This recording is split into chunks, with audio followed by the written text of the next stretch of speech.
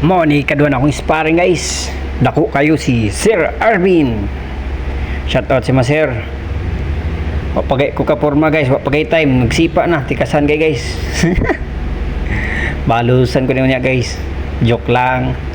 Nayira din mo yan guys no kay bukat kay siya. Yang timbag kay 80 kilos. Laban sa kuha 5-1 ram ko. Pero nadya po speed guys, speed gamay, na lang sparring na mo, pitik lang. Kung but nag power guys, luoy kay kuan ba kay dako kay ni siya. Pero kaya rag salo guys. Pak. Mo ni say gahi kay guys. Naghidget kay aron di na mo kaniyang face kay mo ni artista sa muay. Artistahin, joke lang.